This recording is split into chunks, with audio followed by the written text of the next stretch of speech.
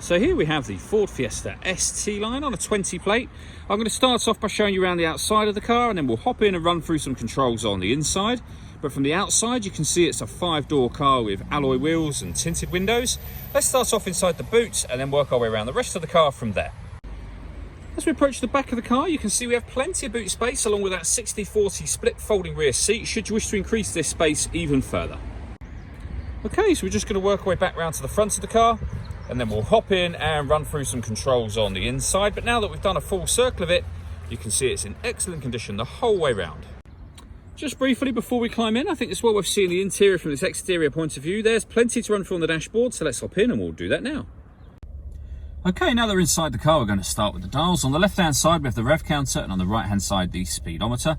At the bottom in the middle, you can see the fuel gauge and coolant temperature gauges. Above that, we have a digital readout for the speedometer. In the top left-hand corner of that section, you can see the total miles for this car, which are 5,225. You can change the information displayed in that other section by using buttons on the steering wheel. So we have trip computer information, for example, settings, your phone, audio, satellite navigation, driver assist, and then back round to that digital readout for the speedometer and fuel economy info. If we back out to the steering wheel, the buttons I was using just a moment ago are here. We have stereo and phone controls beneath that. The stereo controls continue over on the left-hand side, along with cruise control and speed limiter as well. Over in the centre is where you would connect your phone. Search for your vehicle on your device and select it once it is found. And then just follow the instructions from there. This car's got satellite navigation as well. There's a full video that shows how this works on both our website and also on our YouTube channel, but a very easy system to use. And then when it comes to music, we have AM, FM and DAB radio. You can stream your music wirelessly via Bluetooth audio as well. And this car's got 2 separate USB inputs. So if you plug devices into those, they will appear up here as options as well.